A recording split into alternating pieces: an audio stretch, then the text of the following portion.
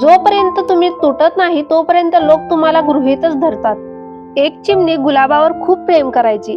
एक दिवस तिने गुलाबाला सांगितले की मी तुझ्यावर प्रेम करते. गुलाब आपल्या अहंकारात म्हणाला, जोपर्यंत मी लाल होत नाही तोपर्यंत मला तुझं प्रेम मान्य नाही.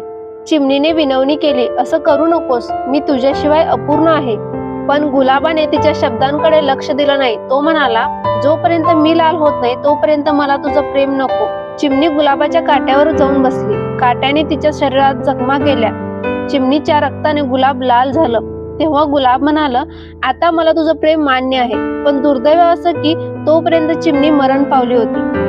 हीच आपल्या प्रेमाची सत्य कथा आहे. तुम्ही ज्याच्यासाठी तुमचं आयुष्य खर्च करता, त्याचं आयुष्य सुखी ठेवण्याचा प्रयत्न करता, तो तुमच्यासाठी तितकाच बेफिकर असतो. आणि शेवटी तुम्ही सगळं देऊनही संपून जाता. कारण जो तुमच्याशिवाय सुखी आहे तो तुमची किंमत कधीच करणार नाही, कारण त्याला तुमच्या निघून जाण्याची भीतीच नसते. हे कटू सत्य आहे की तुम्ही ज्याच्यासाठी तुमचं आयुष्य वाया घालवलं तो तुमच्यासाठी तेवढाच बेफिकीर असेल. ही कथा जर तुमच्या आयुष्याशी जुळत असेल तर कमेंट मध्ये नक्की सांगा. फॉलो करा, कारण इथं कथा नाही, खरं आयुष्य सांगितलं जातं.